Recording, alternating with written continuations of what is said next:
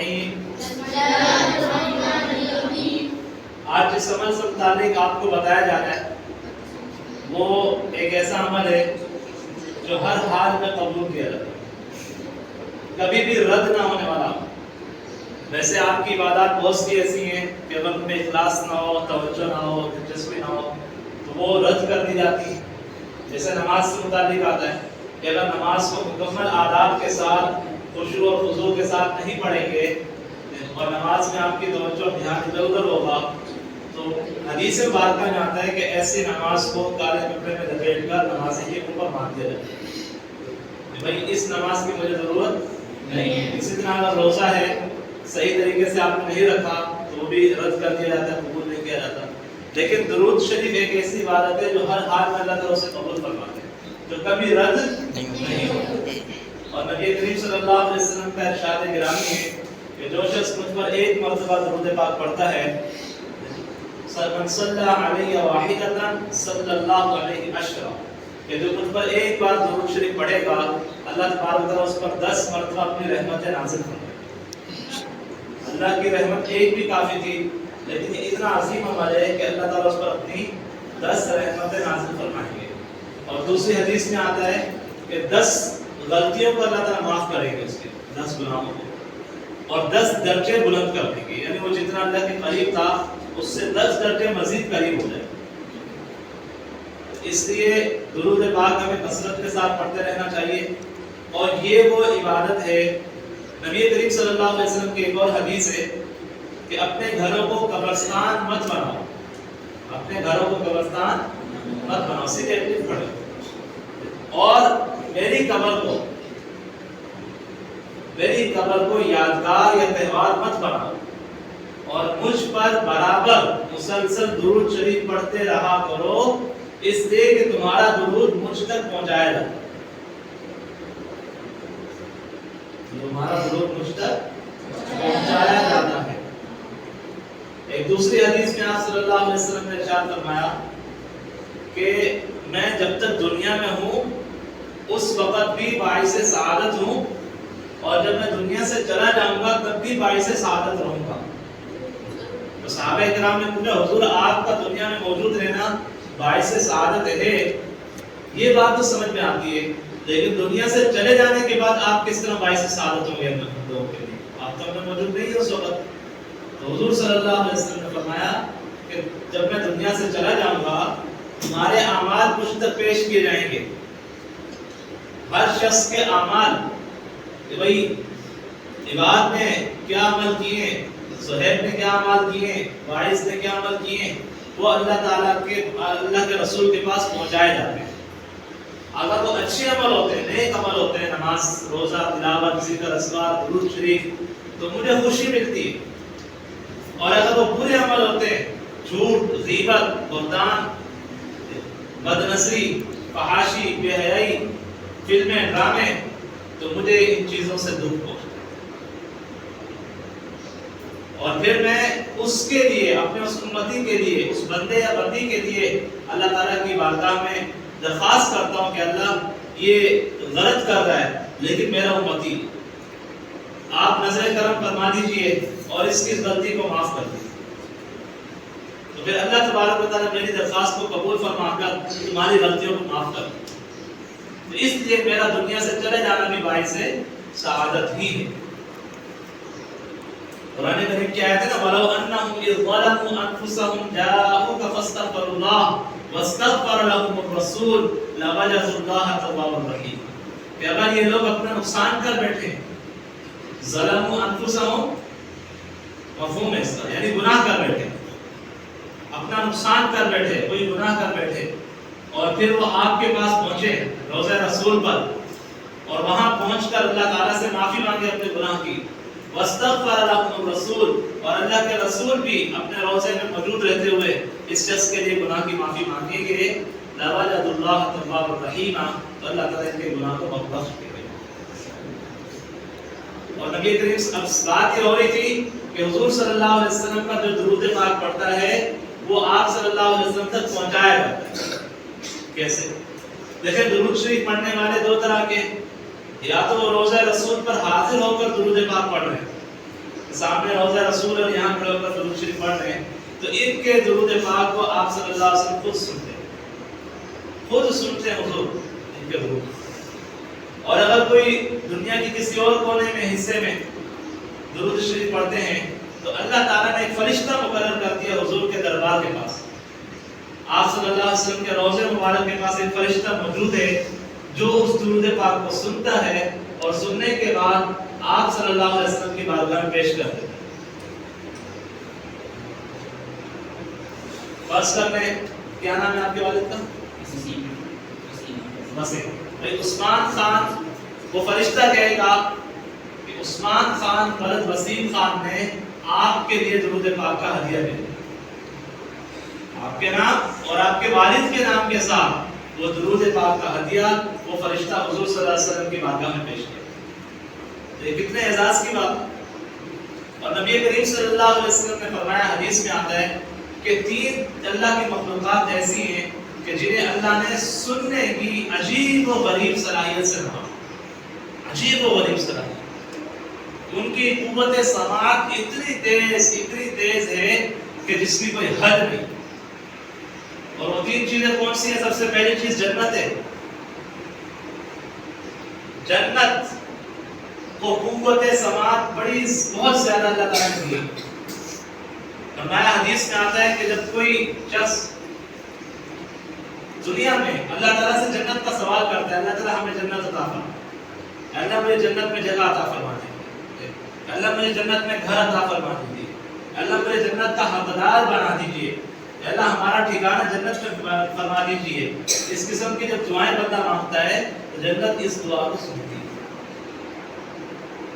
حالانکہ جنت عرش کے نیچے اور 7 آسمان کے اوپر اور زمین سے پہلے آسمان تک کی مسافت 500 سال کی مسافت. پھر پہلے آسمان سے دوسرے آسمان کی مسافت 500 سال کی مسافت. اسی طرح ہر 2 آسمانوں کے بیچ میں 500 سال کا سفر ہے. جو یہ لاکھوں کروڑوں میلوں کا سفر طے کرنے ہونے کے باوجود جنت اپنے اس اللہ کے بندے یا بندی کی آواز کو سن رہی ہے. کتنی اوپر ہے جنت. جنت جب اس شخص اللہ کے اس بندے یا بندی سے سنتی ہے کہ وہ اللہ تعالیٰ سے جنت مانگ رہا ہے یا مانگ رہی ہے تو پھر جنت اللہ تعالیٰ کے حضور درخواست کرتی ہے. جنت اللہ تعالیٰ سے یہ کہتی ہے کہ اللہ آپ نے مجھے دینے کے لیے ہی تو بنایا ہے، آپ نے مجھے دینے کے لیے تو بنایا ہے. آپ کا یہ بندہ یا آپ کی یہ بندی آپ سے میرا سوال کر رہا ہے تو آپ اسے دے دیجیے، میرے اندر اس کو جگہ دے دیجیے. تو اس بندے کی درخواست اور دعا قبول ہو یا نہ ہو جنت کی دعا کبھی رد نہیں ہوگی. جنت کی درخواست اللہ تعالیٰ کبھی رد نہیں کریں گے اور اس شخص کو جنت میں جگہ مل جائے. اسی طرح دوسری چیز جس پر اللہ تعالیٰ نے قوت سماعت عجیب و غریب عطا فرمائی ہے وہ دوزخ ہے. کیا؟ جو 7 زمینوں کے نیچے لاکھوں کروڑوں میل کی مسافت پر ہے، لیکن جب کوئی دنیا کے کسی ملک میں، کسی شہر میں، کسی علاقے میں، کسی بستی میں کوئی اللہ کا بندہ یا اللہ کی بندی یہ دعا مانگتی ہے کہ اللہ ہمیں دوزخ سے بچا دیجیے، کہ اللہ ہمیں جہنم کی آگ سے محفوظ فرما دیجیے، ہمیں دوزخ سے نجات عطا فرما دیجیے، تو دوزخ اپنے اس بندے یا بندی کی آواز کو سن لیتی ہے. اور سننے کے بعد وہ دوزخ بھی اللہ تعالیٰ سے درخواست کرتے ہیں کہ اللہ آپ اس بندے کو نجات دے دیجیے، کہ آپ سے مجھ سے پناہ چاہ رہا ہے، نجات چاہ رہا ہے، تو آپ اس کو نجات دے دیجیے، مجھ سے محفوظ کر دیجیے. تو اس بندے یا بندی کی درخواست قبول ہو یا نہ ہو جہنم کی درخواست کو اللہ تعالیٰ قبول فرماتے ہیں اور وہ کبھی بھی جہنم میں نہیں جائے. اس لیے کہتے ہیں کہ اللہ تعالیٰ سے جنت کا سوال کرتے رہا کریں اور اللہ تعالیٰ سے جہنم سے پناہ مانگتے رہا کریں. تیسری مخلوق اللہ کی جسے اللہ تعالیٰ نے سننے کی عجیب و غریب صلاحیت سے نوازا ہے وہ فرشتہ ہے جو دربار رسالت پر کھڑا ہے، جو روضہ رسول پر موجود رہتا ہے. اس فرشتے کو بھی اللہ تعالیٰ نے طاقت دی ہے کہ دنیا میں کسی بھی جگہ کوئی اللہ کا بندہ یا بندی درود پاک پڑھے گا یا پڑھے گی وہ فرشتہ سن لے. ایسی عجیب و غریب صلاحیت سننے کی اللہ نے دی. اور دوسری عجیب بات میں آپ کو بتاؤں کہ اس فرشتے کو اللہ تعالی نے آدم علیہ السلام سے لے کر دنیا کے آخری انسان تک کے سب کے نام یاد کروا. اس فرشتے کو سب کے نام والد کے نام کے ساتھ یاد اللہ نے یاد کروا. جیسے وعلم آدم الاسماء كلها، جیسے آدم علیہ السلام کو اللہ نے پیدا کیا اور سارے نام اللہ نے ان کو سکھا دیا یاد کروا دیا. اسی طرح اس فرشتے کو بھی اللہ تعالیٰ نے آدم علیہ السلام سے لے کر دنیا کے آخری انسان تک کے سب کے نام یاد کروا. اب جب بھی کوئی بندہ بس کرتے ہیں ہم یہاں پڑھ رہے ہیں صلی اللہ علیہ وآلہ وسلم درود پاک پڑھ لیا. اب اس فرشتے نے سن لیا کہ کس نے اور کس کے بیٹے نے یہ درود پاک پڑھا، کس کی بیٹی نے درود پاک پڑھا. اور وہ بارگاہ رسالت میں آپ صلی اللہ علیہ وسلم کے روضے میں حضور کے سامنے جا کر اس کو تحفے کے طور پر پیش کریں گے کہ حضور آپ کے بندہ راشد حسین ولد محمد حسین یا عثمان خان ولد وسیم خان نے آپ کے لیے درود پاک نازل کیا. آپ مجھے بتائیں کتنی بڑی عبادت ہے کہ آپ کا نام حضور کے دربار میں دیا جا رہا ہے، آپ کا نام اور آپ کے والد کا نام روضہ رسول میں دیا جا رہا ہے. اس سے بڑھ کر کوئی عبادت ہو سکتی ہے؟ اس لیے ہمیں کثرت کے ساتھ درود پاک پڑھنا چاہیے. اصل جو سب سے افضل درود ہے وہ درود ابراہیمی. کون سا؟ درود ابراہیمی.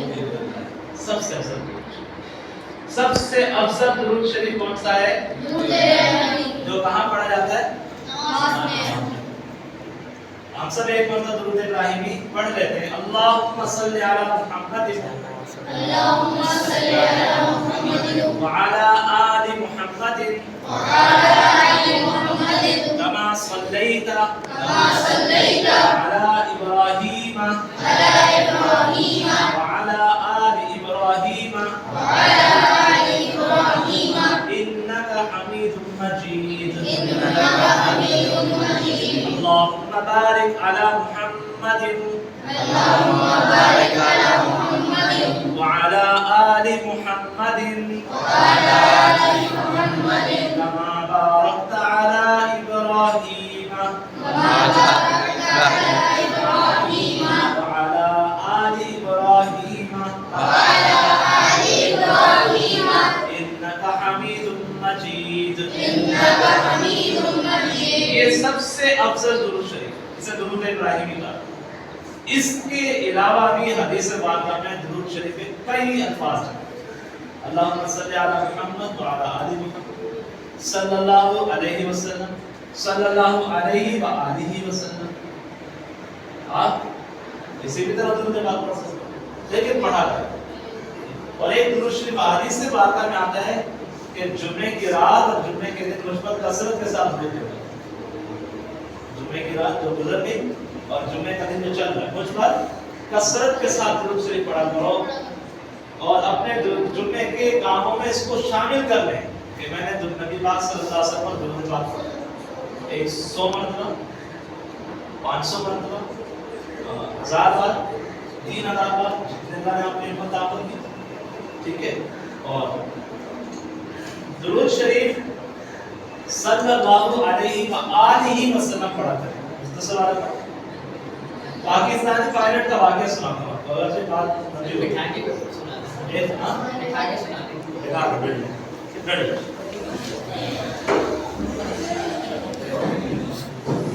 ایک پاکستانی پائلٹ کا واقعہ سناتا ہوں. یہ جو پاکستانی پائلٹ تھا یہ اللہ کا بہت نیک بندہ تھا اور یہ جب بھی جہاز میں بیٹھا ہوتا تھا صلی اللہ علیہ وسلم پڑھتا ہے. صلی اللہ علیہ وسلم ہر وقت یہ صلی اللہ علیہ وسلم. نمازی بھی تھا، پرہیزگار بھی تھا اور درود بھی کثرت کے ساتھ پڑھتا. ایک مرتبہ اس نے رات کو خواب دیکھا. یہ خواب میں کیا دیکھتا ہے کہ جنت البقیع میں پہنچا ہوا. کہاں؟ جنت البقیع میں، جہاں کئی صحابہ کرام کی قبریں ہیں، کئی صحابیات کی قبریں ہیں. آپ صلی اللہ علیہ وسلم کی ازواج مطہرات تھیں، ان کے مزار ہیں وہاں پر. یہ وہاں داخل ہو رہے ہیں قبرستان میں، جنت البقیع میں. جنت البقیع قبرستان کا نام ہے مدینہ منورہ. دیکھا ہے نا کس کس نے دیکھا جنت البقیع؟ اللہ سب کو دکھایا. آمین کہتے ہیں. اللہ سب کو دکھایا. آمین. اچھا وہاں پر جو ازواج مطہرات کے آپ صلی اللہ علیہ وسلم کی جو بیویاں ہیں ازواج مطہرات ان کے جو مزار بنے ہیں تو ایک مزار کے پاس ایک ٹیبل رکھا ہوا ہے. یہ خواب دیکھ رہا ہے. اچھا اس ٹیبل کے پاس فون رکھا ہوا ہے. یہ جب وہاں سے گزرنے لگتا ہے تو فون کی گھنٹی بجنا شروع ہو جاتی ہے موبائل میں. یہ پاکستانی پائلٹ خواب دیکھ رہا ہے. اچھا فون کی گھنٹی بج رہی ہے کوئی اٹھانے والا نہیں ہے تو اس شخص نے فون اٹھا لیا جی خواب میں. اور فون اٹھانے کے بعد آگے سے کوئی خاتون نے بول دی. انہوں نے کہا جی آپ کون؟ انہوں نے کہا میں تمہاری امی عائشہ صدیقہ بات کر رہی ہوں. کیونکہ وہ جس جگہ پر کھڑے تھے وہ اما عائشہ صدیقہ رضی اللہ تعالیٰ عنہ کا تھا. میں تمہاری ماں عائشہ صدیقہ بات کر رہی ہوں اور مجھے معلوم ہے کہ تم کثرت کے ساتھ درود پاک پڑھتے ہو لیکن مجھے ایک چیز کا بڑا دکھ ہے. وہ کیا؟ دکھ یہ ہے کہ تم درود میں ہمیں شامل نہیں کرتے ہو. درود میں ہمیں شامل نہیں کرتے ہو. اور حضور صلی اللہ علیہ وسلم پر جو رحمتیں اور برکتیں درود کے ذریعے نازل ہو رہی ہوتی ہیں ان سے ہمیں محروم کر دیتے ہو. وہ کیسے کہ تم کہتے ہو صلی اللہ علیہ وسلم کہ اللہ تعالیٰ کی رحمتیں اور سلامتی نازل ہے اللہ کے نبی آپ پر. اور اگر تم یہ کہہ دو گے صلی اللہ علیہ وآلہ وسلم کہ اللہ کی رحمتیں اور اللہ کی سلامتی اللہ کے رسول آپ پر بھی اور آپ کی آل پر بھی آپ کے اہل بیت پر بھی نازل ہوں تو ان رحمتوں اور برکتوں اور سلامتی کی دعاؤں میں ہم بھی شامل ہوں. تو میری درخواست ہے کہ جب بھی تم درود پڑھا کرو تو ہمیں بھی شامل کر لیا کرو.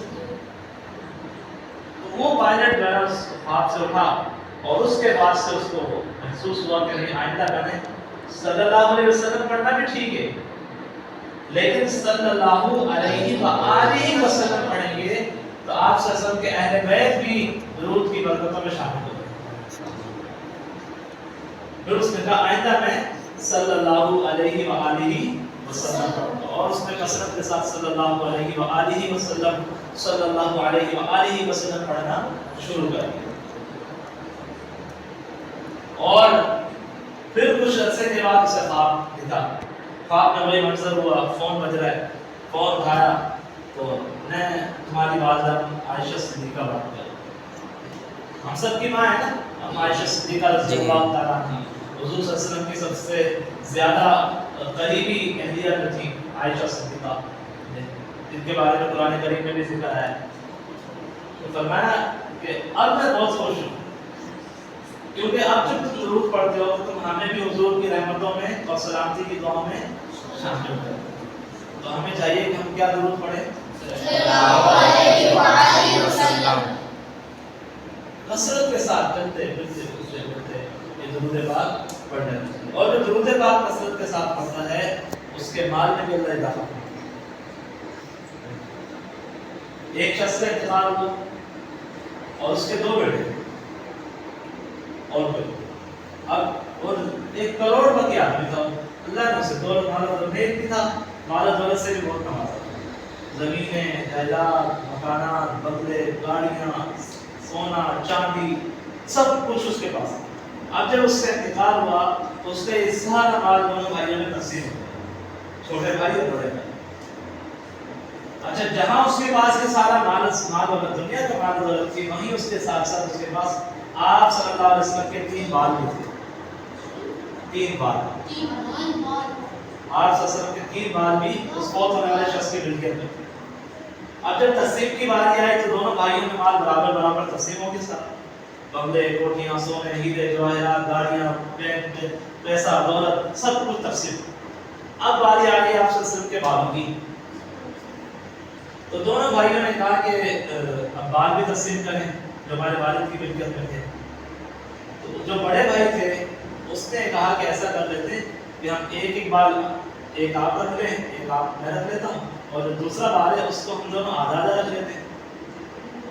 تو چھوٹے نے کہا نہیں، حضور کے بال کو توڑنا میں برداشت نہیں کر سکتا، میں بالکل برداشت نہیں کروں کہ حضور صلی اللہ علیہ وسلم کے بال کو توڑا جائے، 2 ٹکڑے کیا، لہذا ایسا کر رہے تھے کہ میرا سارا مال و دولت جتنا میرے حصے میں ہے، ساری گاڑیاں، بنگلے، کوٹیاں، سونے، جواہرات سب تم رکھ لو، مجھے حضور کے 2 بال دو، سلام، ایک تو تمہارے حصے میں آ جائے گا، 2 بال مجھے دے دو اور اس کے بدلے میرا سارا مال دو۔ بڑے بھائی نے کہا ٹھیک ہے، تم اپنا سارا مال مجھے دے دو، یہ حضور کے 2 بال دو۔ اب جب اس شخص یہ چھوٹا بھائی کہنے لگا، بڑا بھائی سارا مال سمیٹ کر لے گیا اور چھوٹے کے پاس سے حضور صلی اللہ علیہ وسلم کے 2 بال، اور اس نے 2 بالوں کو اٹھایا اور اپنے گھر لے گیا، اور گھر میں لے جا کر خوبصورت ریشمی کپڑے میں اس کو لپیٹا، لپیٹنے کے بعد ایک اچھی سی خوبصورت سے ڈبیا میں رکھا۔ اب یہ صبح بھی جب اٹھتا تو اس ڈبیا کو کھولتا اور صلی اللہ علیہ وآلہ وسلم پڑھتا اور اس کو چومتا، دوپہر میں بھی، رات میں بھی، ہر وقت، اور اس کو بڑے ادب اور احترام کے ساتھ رکھا کرتا تھا۔ کچھ دن گزرتے گئے، اس چھوٹے بھائی کا مال بڑھنے لگ گیا اور اس بڑے بھائی کا مال گھٹنے لگ گیا، اور وقت گزرتے دنوں کے ساتھ ساتھ وہ آخر کرتے بڑے بھائی کا سارا مال ختم اور چھوٹے بھائی کے پاس بڑے بھائی سے زیادہ مال ہوگا۔ اب جو بڑا بھائی تھا نیک تو وہ بھی تھا، لیکن اس سے غلطی ہو گئی تھی، کیا حضور کے بال کو توڑ دیا۔ اس کو خواب میں آپ صلی اللہ علیہ وسلم کی زیارت، بڑے بھائی، اس نے کہا حضور ہمارے حالات آپ کے سامنے ہیں، میرے پاس اتنا مال و دولت تھا، اتنا کچھ تھا، لیکن سارا ختم ہو گیا، اب میرے پاس کھانے کے لیے بھی کچھ نہیں بچا، اور میرے جو چھوٹے بھائی ہیں اس کے پاس کچھ بھی نہیں تھا اور وہ اتنا مالدار ہو گیا، تو میں بہت پریشان ہوں۔ تو حضور نے فرمایا تمہارے ساتھ ایسے ہی ہوگا،